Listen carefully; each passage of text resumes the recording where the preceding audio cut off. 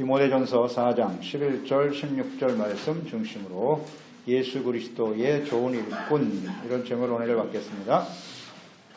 서중부 아프리카인 가봉에서 선교사로 의사로 일평생 헌신했던 슈바이처, 그는 인류의 형제를 위한 노력으로 노벨 평화상을 받았습니다. 그는 독일 루터교 목사의 장남으로 태어났어요. 스트라스부르에서 철학과 신학을 공부했고 거기서 철학 박사, 신학 박사가 되었죠. 신학 연구 분야에 있어서도 당시에 굉장히 많은 업적을 남긴 인정을 받게 되었고요. 또 음악을 굉장히 좋아해서 이 오르간 연주자로서 음악 활동도 아주 열심히 했고요. 한순간 마음의 감동을 받아서 내가 아프리카에 가서 선교해야 되겠다. 성령의 인도하심을 받아 그때부터 의학 공부를 시작했죠. 그래서 의학 박사가 됐어요. 박사가 몇 개인지 몰라. 그래서 이제 마지막 내가 여기에 헌신하리라. 그래서 그 부인인 헬레나도 간호 공부를 합니다. 그래서 함께 당시에 프랑스 여행했던 가봉에 가서 병원을 세우고 의료 선교 사역을 위해서 헌신했던 사람이죠. 그가 독일 사람이기 때문에 세계 1차 대전 때 가봉이 프랑스형입니다. 프랑스와 독일은 그 당시에 원수예요. 그래서 독일 사람이라는 이유 하나로 그렇게 헌신했던 사람을 잡아서 포로로 끌고 갑니다. 그래서 프랑스에서 1차 세계대전 때 구금이 되죠. 전쟁 포로로 프랑스에 억류되는 그런 일도 있었습니다. 하여튼 일평생 가봉에서 병원 사역을 위해서 의료 선교를 위해서 헌신했던 슈바이처에게 어떤 사람이 물었어요. 묻기를 어떻게 하면 우리 아이들, 자녀들을 잘 가르치고 양육할 수 있겠습니까? 하고 물었다고 하죠. 이에 대해서 슈바이처가 대답을 합니다. 아이들을 잘 가르치는 방법은 3가지가 있습니다. 그 첫째는 본을 보이는 것입니다. 둘째는 역시 본을 보이는 것입니다. 셋째는 역시 셋째도 본을 보이는 것입니다. 부모가 본을 보여주는 것처럼 좋은 교육은 없습니다. 그렇게 유명한 말을 남겼다고 하죠. 그러니까 예수님과 같이 삶을 통해서 본을 보여주는 사람, 그런 사람이 진정 예수 그리스도의 좋은 일꾼이고, 또 우리 자녀들에게 있어서 잘 본을 보이는 부모가 훌륭한 부모겠죠. 그게 가장 올바른 교육이라고 볼 수 있겠습니다. 그러니까 예수 그리스도의 좋은 일꾼은 어떤 사람들인고 우리가 선행절에서 잘 보았습니다. 믿음의 말씀과 좋은 교훈으로 성도들을 깨우치고 양육하는 사람이라 그랬어요. 또 경건에 이르도록 끊임없이 자신을 훈련하는 거죠. 훈련하는 말씀 묵상, 기도하는 일, 성령의 충만함과 인도하심을 따라 살아가는 일에 힘써야 되는 것이고요. 그리고 하나님의 나라를 이 땅에 세우기 위해서 또 영원한 하나님의 나라에 설 그날을 늘 소망하면서 살아가는 사람, 좋은 주님의 일꾼입니다. 이어서 오늘 말씀 가운데 그리스도 예수의 좋은 일꾼은 어떤 사람인지를 계속 말씀하고 있습니다. 예수 그리스도의 좋은 일꾼은 첫째로 본을 보이는 삶을 통해 권위를 가지고 가르치는 일꾼. 11절로 12절 말씀이죠. 너는 이것을 명하고 가르치라. 누구든지 내 연수함을 업신여기지 못하게 하고 오직 말과 행실과 사랑과 믿음과 정절에 있어 믿는 자에게 본이 되어. 그랬습니다. 이것들을 명하고 가르쳐라. 명령하고 가르치라는 것인데요. 명하고 가르치라라고 하는 말씀 속에서 우리가 깨닫는 바는 권위를 가지고 하나님의 말씀을 가르치라는 것이죠. 하나님의 말씀은 명령입니다. 대부분이 다 명령의 말씀으로 되어 있어요. 율법의 말씀도 그렇죠. 십계명으로 요약할 수 있는데 율법의 말씀은 대개 다 하라 하지 말라. 제1계명은 하나님, 유일하신 하나님 한 분만을 섬겨라. 우상 섬기지 말라. 하지 말라가 훨씬 더 많아요. 하나님의 이름을 망령되이 여기지 마라. 안식일을 기억하고 거룩하게 지켜라. 내 부모를 공경하라. 간음하지 말라. 살인하지 말라. 거짓말하지 말고 내 이웃을 탐하지 말고 거짓 증거하지 말고. 하지 말라가 훨씬 더 많죠. 명령이에요. 그것은 반드시 순종해야 돼요. 신명기 6장 1절로 2절에 말씀합니다. 이는 곧 너희 하나님 여호와께서 너희에게 가르치라고 명하신 명령과 규례와 법도라. 너희가 건너가서 차지할 땅에서 행할 것이니 곧 너와 내 아들과 내 손자들이 평생에 내 하나님 여호와를 경외하며 내가 너에게 명한 모든 규례와 명령을 지키게 하기 위한 것이며 또 내 나를 장구하게 하기 위한 것이다. 이 명령과 규례를 왜 주셨느냐? 하나님이 약속하신 가나안 땅에서 하나님이 다스리시는 나라, 그 땅에서 영원토록 너의 후손들이 하나님이 주시는 축복과 은혜를 누리며 살아가도록 하기 위하여 명령하셨다. 하나님의 말씀은 백성들이 반드시 순종해야 될 하나님의 명령이죠. 그러니까 하나님의 이 말씀을 가르쳐야 할 주의 종들, 하나님의 말씀을 명하고 가르쳐야 한다. 즉 명령과 가르침은 하나님께서 주신 권위가 있어야만 가능합니다. 내가 누구에게 명령한다라고 했을 때 권위가 있는 사람이 명령을 하는 거예요.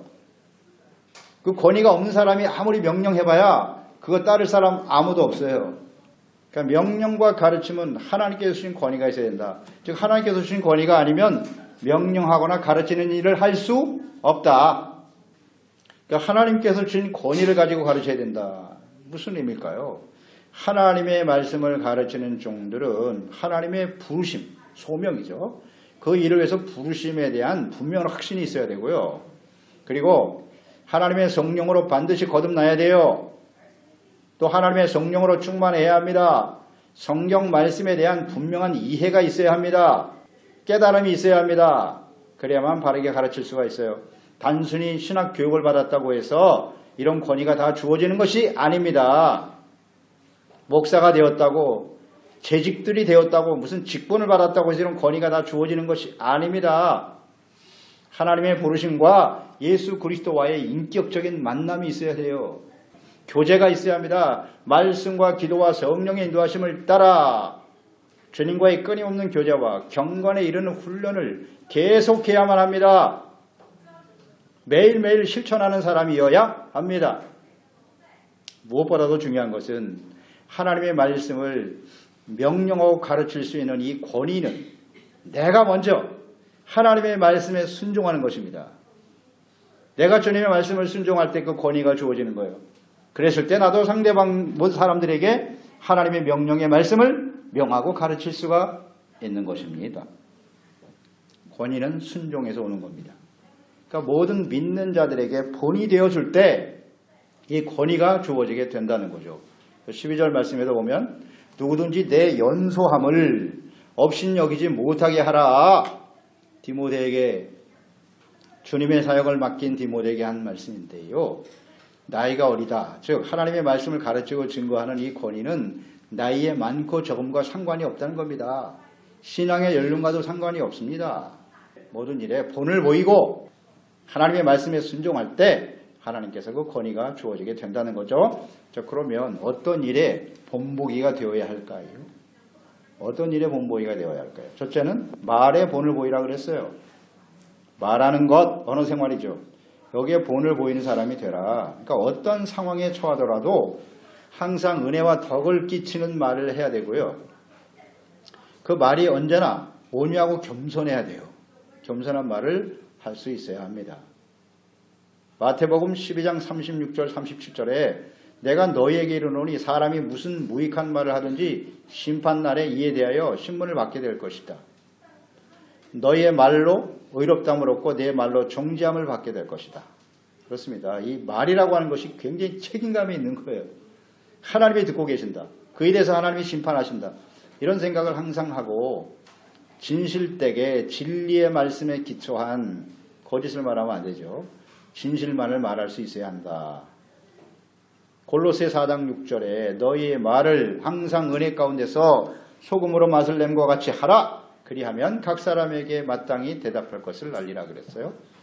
항상 그랬어요. 항상 소금으로 맛을 냄과 같이 은혜와 덕을 끼치는 말을 해야 한다.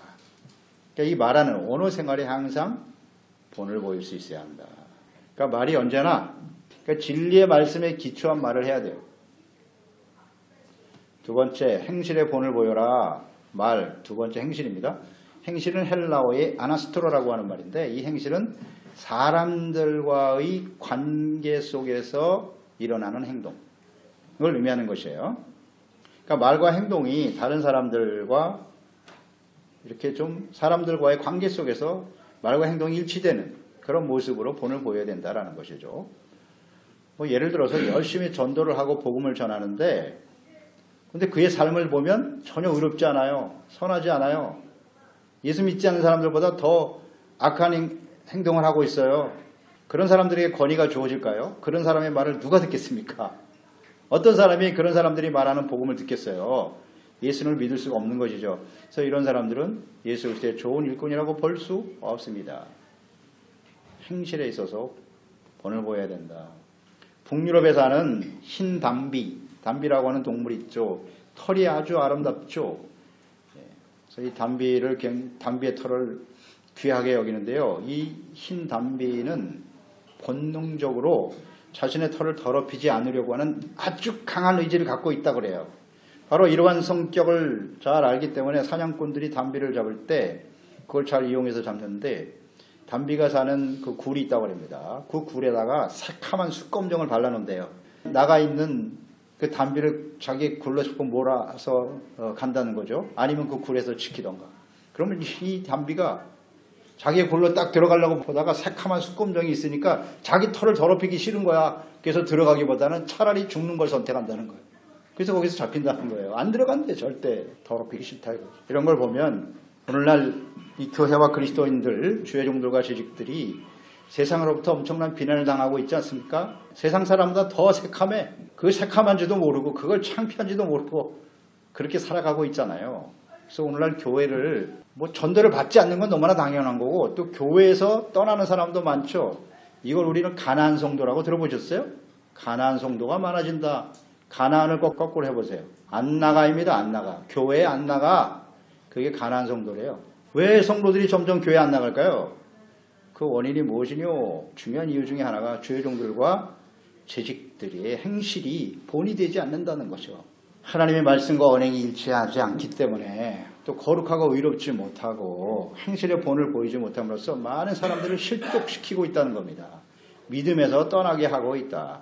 이 미물인 흰 담비마도 못한 차라리 털을 더럽힐전정 잡혀 죽는 것이 낫지. 배울 게 있어요. 우리 그리스도인들은 의에 대한 하나님의 말씀을 순종하고자 하는 간절한 열망이 우리 가운데 있어야 되지 않을까요? 의롭고 선한 행실의 본을 보일 때 비로소 권위가 주어지는 거예요. 말과 행실에 그 권위를 가지고 가르칠 수 있다. 그렇게 주를 섬기는 사람이 예수 그리스도의 좋은 일꾼이다. 세 번째는 사랑의 본을 보여라. 영국 스코틀랜드 출신의 선교사인 유명한 리빙스톤이 있죠. 그는 25년 동안 남아프리카 원주민들을 섬겼죠. 헌신적으로 선교를 했는데 리빙스톤이 선교지에서 소천을 했어요. 하나님께 부름을 받았는데 그가 죽은 이후에 핸드 드루먼이라고 하는 목사가 선교지를 찾아갔습니다. 그래서 리빙스톤과 함께 같이 살았던 주변의 원주민들을 만났어요. 만나서 물었습니다. 야, 리빙스톤이 당신들에게 어떤 말씀을 가르쳐 주셨나요? 어떤 설교를 들었습니까? 그에게 배운 것이 무엇입니까? 라고 물었어요. 물었더니 그런 대답을 했다고 그래요. 우리는 그분이 가르쳐준 성경에 나오는 내용을 다 잊어버렸어요. 그분이 우리에게 어떤 설교를 했는지 생각이 하나도 잘 나지 않습니다. 다만 우리가 기억하는 것은 그분이 우리를 진심으로 사랑했다는 것입니다. 그는 우리를 위해서 희생했고 우리를 사람으로 대해줬다는 거예요. 형제와 친구로 대해주었고 그것은 우리는 잊을 수가 없지요. 라는 대답을 했다 그래요. 그래서 지식은 오래가지 못합니다. 감동적으로 읽은 책의 내용도 얼마 지나면 생각이 잘 안 나요. 기억이 나지 않습니다. 예배 시간마다 듣는 설교 말씀 며칠 지나면 제목도 생각이 안 납니다. 본문이 어디였더라? 다 잊어버려요. 그러나 예배 시간을 통해서 또 하나님과의 교제와 만남을 통해서 우리에게 주신 하나님의 사랑, 우리가 깨달은 하나님의 사랑은 결코 잊지 못합니다. 하나님의 사랑만이 영원한 사랑이에요. 십자가에 나타난 하나님의 사랑이 우리 가운데 남는 것입니다. 그러니까 사랑이 동기되지 않는 우리의 신앙생활은 아무것도 아니라는 거예요. 아무것도 아니에요. 주님의 사랑을 깨닫지도 못하고 내가 주님을 사랑하는 마음으로 예배하고 섬기는 일이 아니라면 지나고 나면 다 잊어버려지고 말아요. 그러나 하나님께로부터 받은 사랑은 결코 잊을 수가 없는 것이죠. 그래서 이 사랑의 본을 보여야 되는데 이 사랑은 하나님의 사랑이에요. 인간적인 사랑은 다 변하거든요. 사랑은 모든 것을 참는 거예요. 사랑은 모든 것을 바라는 거예요. 사랑은 모든 것을 견디는 거예요. 근데 이 사랑은 우리에게는 없다. 우린 절대 스스로 만들어낼 수 없다. 하나님의 성령이 부어주시는 사랑, 주님과의 관계 속에서 주어지는 사랑이라는 거 잊지 말아야 돼요. 이것을 우리의 삶 속에 잘 본을 보이는 사람이 되어야 된다. 본을 보여야 될 사람들이 사랑이 뭔지도 모르고 있다? 곤란하지 않겠어요? 네 번째는 믿음의 본을 보여라 그랬어요. 여기 믿음이라고 하는 단어는 헬라어의 피스토스거든요.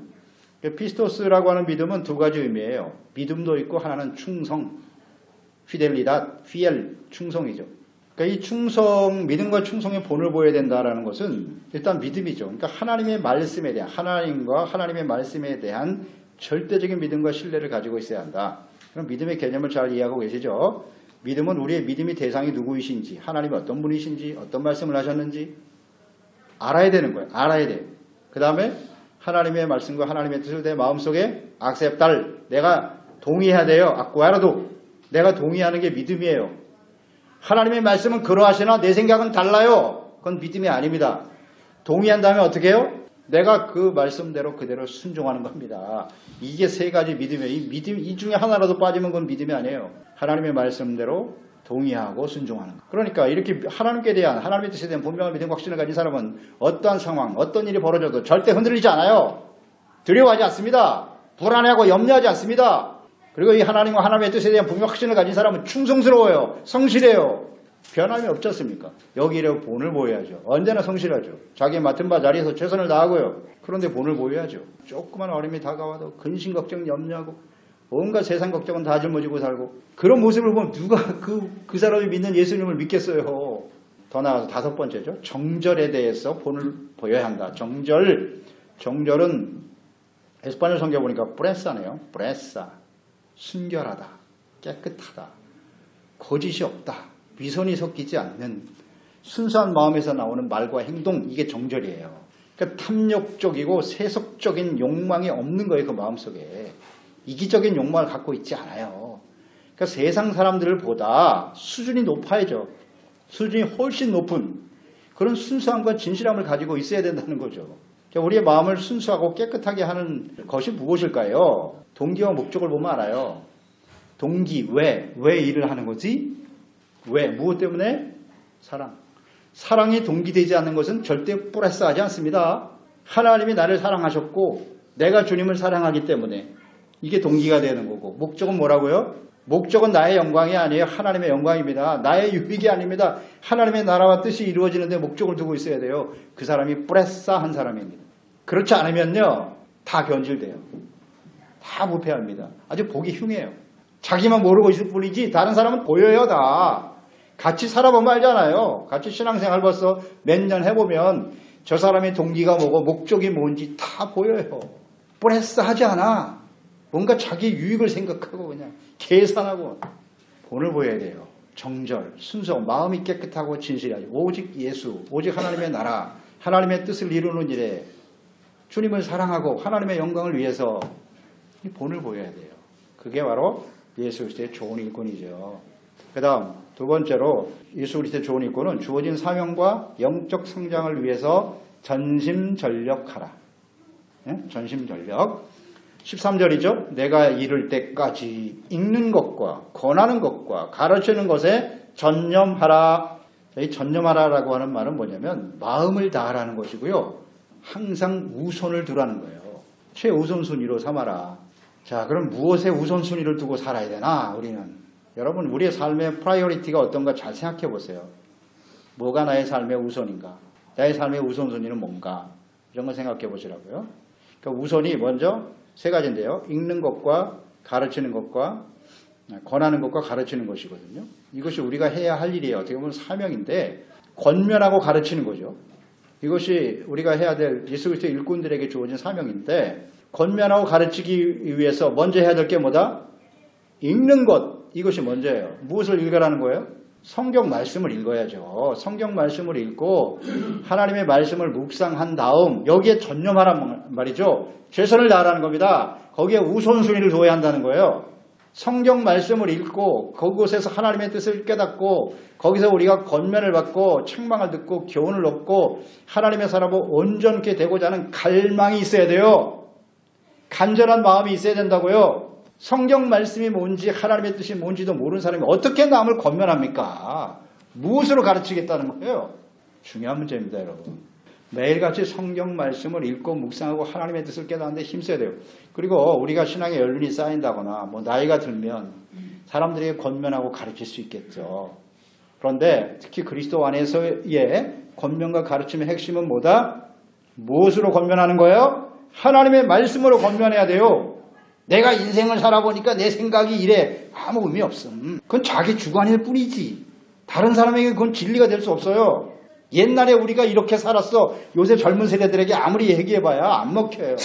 받아들여지지도 않습니다. 그런 말 하지 말고요. 성경만이 진리니까 성경 말씀에 하나님이 이렇게 말씀하셨어.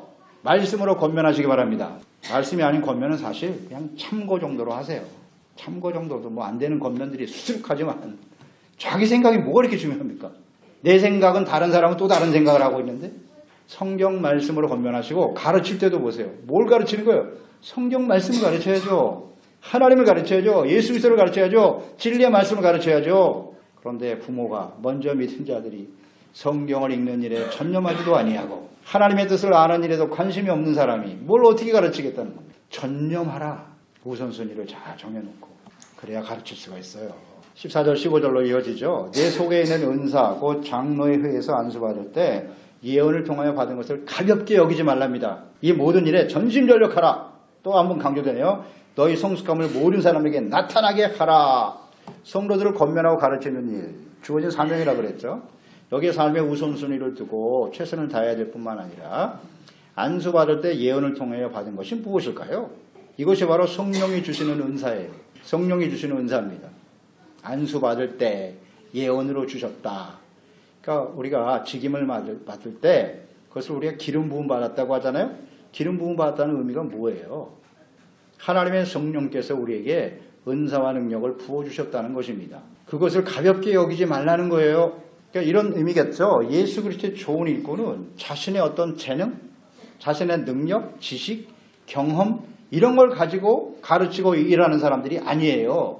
세상에서 내가 지식이 높고 석박사고 많은 경험을 했고 그래서 가르칠 수 있는 게 아니라는 거예요. 성령님께서 부어주시는 영적인 은사, 지혜와 지식의 말씀의 은사들, 가르치는 은사를 가지고 섬기는 거예요. 그것을 가볍게 여기지 말라. 즉 자신이 가지고 있는 지식과 능력만을 자랑하려고 하고 성령이 주시는 은사와 능력을 등한히 하는 이거 조심해야 된다는 겁니다. 이 차이가 뭔지 아시겠어요? 성령의 인도하심을 따라 은사를 가지고 주를 섬기면 가르치고 증거하게 되면 오직 예수 그리스도만이 높임을 받으세요. 근데 자신이 가지고 있는 지식과 능력, 자신의 경험을 가지고 가르치면 그 결과가 다 자기의 영광으로 나타나요. 모이 교만해져요. 사람들이 다 그 사람만 쳐다보고 있어요. 야, 저 사람 대단한 사람.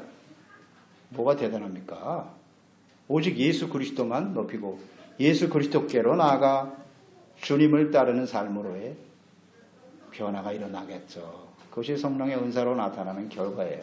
베드로 전서죠. 4장 11절. 만일 누가 말하려면 하나님 말씀하는 것 같이 하고 누가 봉사하려면 하나님이 공급하시는 힘으로 해라. 하나님이 공급하시는 힘으로 하라는 겁니다. 섬길 때 이것이 바로 성령이 주시는 은사와 직임들이에요. 에베소서 4장 11절 12절에도 직임의 은사가 나오죠.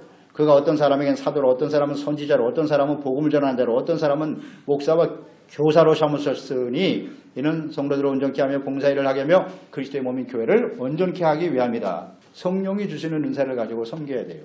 이걸 가볍게 여기면 안 돼. 경히 여기면 안 돼.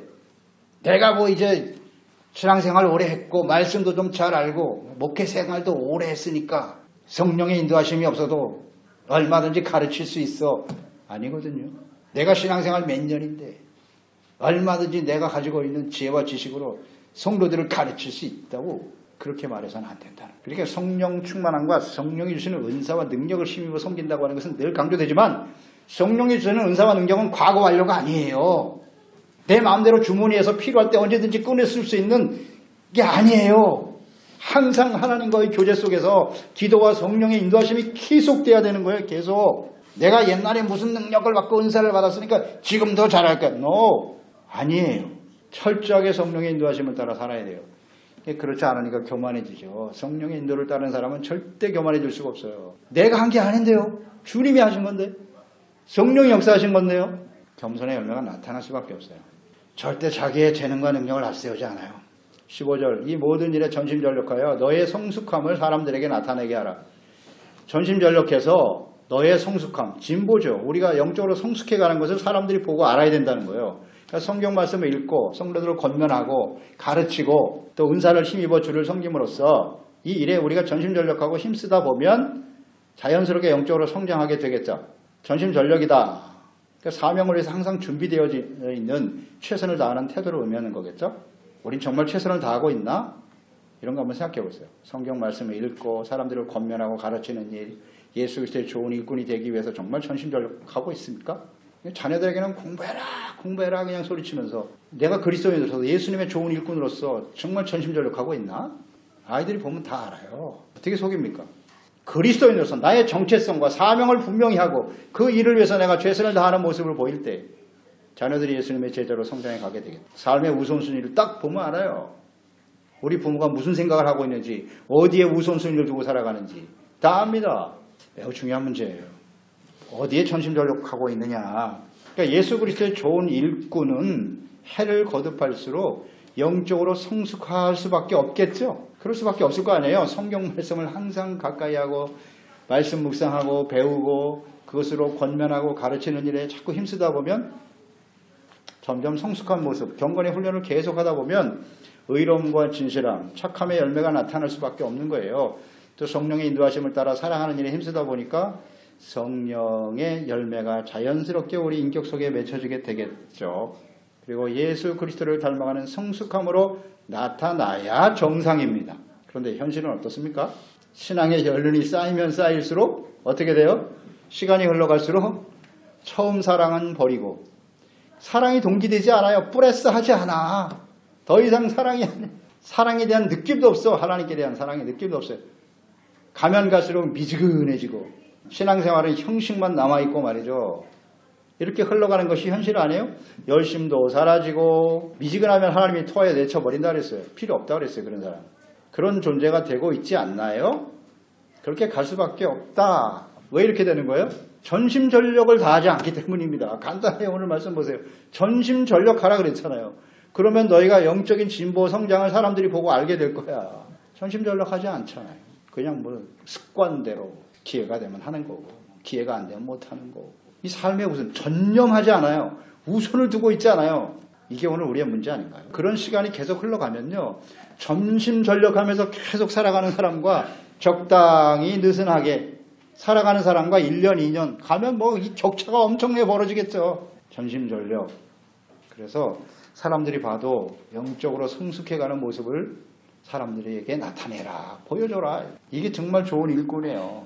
그러니까 여러분 우리 자신에게 스스로에게 내가 영적으로 성숙해가고 있는가를 한번 잘 점검해 보세요. 그거 어떻게 알 수 있나? 사람들이 우리를 어떻게 대하느냐도 중요하겠지만 하나님 앞에서 특히 저는 이 말씀을 묵상해 보면 내가 영적으로 성숙하고 있는지 아닌지를 잘 알 것 같아요. 이 말씀 보세요. 여러분 지금까지 신앙생활 하면서 이 성경 말씀 그래도 여러 번 읽지 않았어요?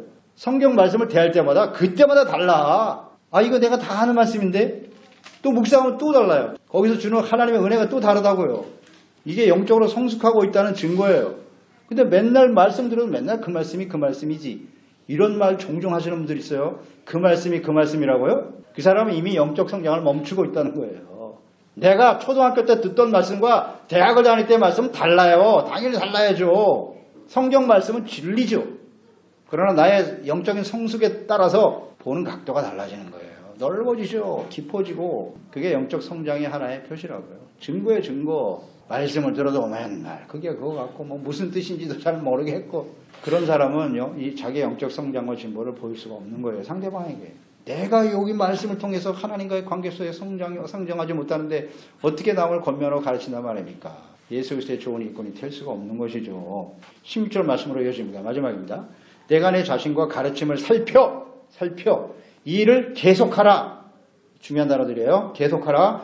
이것을 행함으로 내 자신과 내게 듣는 자를 구원. 항상 자신과 가르치는 일을 살펴라. 이 살피다라고 하는 건 삼가라고 하는 말이거든요. 헬라어의 에페케라고 하는 단어인데 매우 신중한 자세로 살핀다는 말이 언제나 주의를 기울이는 거예요. 무엇을? 자기 자신을 또 가르침을 자기 자신과 가르치는 것에 대해서 항상 주의를 기울이고 내가 이거 옳은 말을 하고 있는 거야? 하나님의 말씀대로 하고 있나? 이걸 항상 살피라는 거예요. 신중하게. 다시 말하면 하나님의 말씀 앞에서 자기 자신의 실제적인 모습을 발견할 수 있어야 돼요.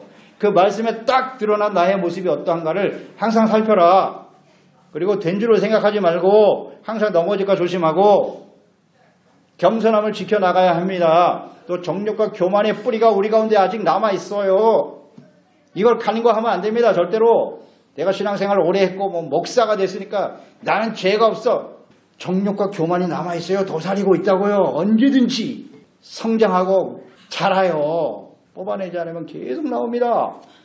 그래서 하나님을 경외하고 또 하나님 진리의 영신 성령님의 인도하심을 따라 살아가는 일에 항상 힘써야 돼요. 계속이란 말 하셨죠? 중단하면 안 된다는 거예요. 계속하라. 아멘. 우리가 다 이 전심전력하지 않고 주님을 섬기고 자기 자신을 말씀 앞에 살피는 일을 중단하기 때문에 옛날엔 잘했어. 근데 지금은 안 해. 이게 문제입니다. 계속하라. 그래서 우리가 이렇게 계속하고 전심전력해야 될 중요한 이유, 예수 그리스도의 좋은 일꾼이 되기 위해서는 전심전력하고 중단 없이 계속해 나가야 되는데 그 결과가 뭐냐? 열매가 뭐예요? 목적. 자기 자신과 가르침을 받는 사람들을 모두를 구원하게 된다는 겁니다. 이 말씀을 잘 묵상해 보세요. 하나님의 말씀을 가르치는 자와 그 말씀을 듣고 배우는 자가 함께 구원에 이르게 된답니다. 할렐루야. 가르침을 받는 사람만 구원받는 게 아니라 가르치는 나도 구원받는다고. 남에게는 가르치고 구원받게 하면서 자기는 구원받지 못하는 목사와 재직들이 수두룩하다. 왜 그래요? 하나님의 말씀을 읽고 권면하고 가르치는 예수 그리스도의 좋은 일꾼으로서 살아가기 위해서 전심전력하지 않아요.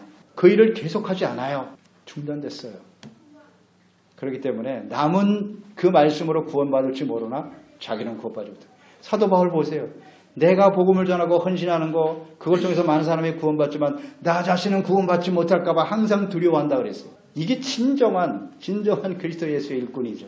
그래서 빌립보서 2장 12절 그러므로 나의 사랑하는 자들아 너희가 나 있을 때뿐만 아니라 더욱 지금 나 없을 때에도 항상 복종하여 두렵고 떨림으로 너의 구원을 이루라. 믿음의 결국이 무엇입니까? 결과는 영혼이 구원받는 겁니다. 구원받지 못한다면 우리가 주님을 섬기는 생활 아무 의미가 없어요.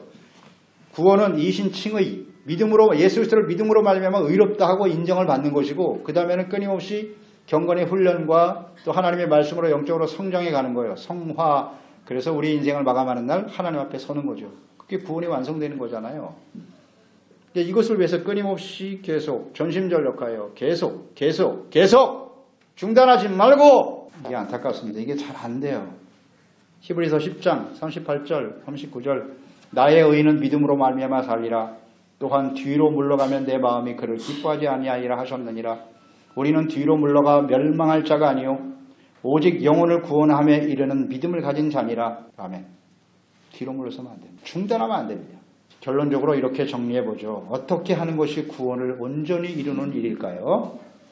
예수 그리스도의 좋은 일꾼이 되는 일에 전심전력하고 계속하는 것이다. 기도하겠습니다. 하나님 아버지, 오늘도 저희들이 주님의 말씀을 통해서 다시 한번 예수 그리스도의 좋은 일꾼으로서, 즉 우리의 정체성이죠. 사명이기도 하고요. 예수 그리스도를 믿고 구원받았다, 그리스도인이 되었다라고 하는 것은 무엇을 의미하는 것이며, 그래서 우리가 마지막 순간까지 예수 그리스도의 좋은 일꾼이 되어서 우리 자신을 구원할 뿐만 아니라 모든 하나님의 말씀을 듣고 함께하는 사람들, 우리 가족들로 시작해서 우리와 함께하는 모든 사람들이 우리를 통해서 구원을 받는 이 하나님의 은혜와 역사가 계속되게 하소서. 예수님의 이름으로 기도드리옵나이다.